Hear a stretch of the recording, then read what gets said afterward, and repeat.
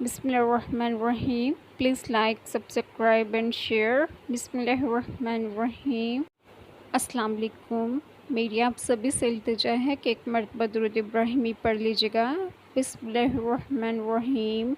اللہم صلی علی محمد وعلی آل محمد کما صلیت علی ابراہیم وعلی آل ابراہیم انک حمید مجید. اللہم بارک علی محمد وعلی آل محمد کما بارکت علی ابراہیم وعلی آل ابراہیم انک حمید مجید. جزاک اللہ خیر. بسم اللہ الرحمن الرحیم.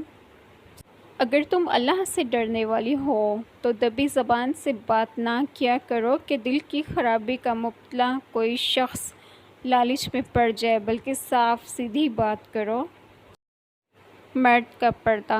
عورت کے پردے کی سب کو فکر رہتی ہے. سب پوچھتے ہیں کہ عورت کا پردہ کیسا ہونا چاہیے. کیا کوئی یہ بھی جانتا ہے کہ اللہ تعالیٰ نے قرآن کریم میں مرد کے پردے کا بھی ذکر فرمایا ہے؟ ترجمہ: مومن مردوں سے کہہ دو کہ اپنی نگاہیں نیچی رکھیں اور اپنی شرمگاہوں کی حفاظت کریں. یہی ان کے لیے پاکیزہ ترین طریقہ ہے.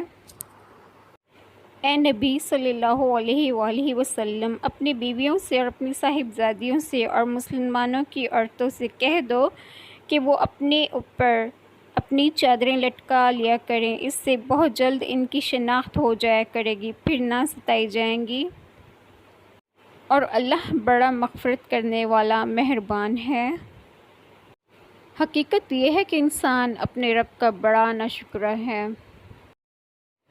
آمین. جزاک اللہ خیر. بسم اللہ الرحمن الرحیم. میں آج جس ٹاپک پر بات کروں گی وہ ہے پردہ. قرآن پاک میں جس طرح عورتوں پر پردے کا حکم ہے، اسی طرح مردوں پر بھی فرض ہے، چنانچہ عمل کیجیے گا. جزاک اللہ خیر.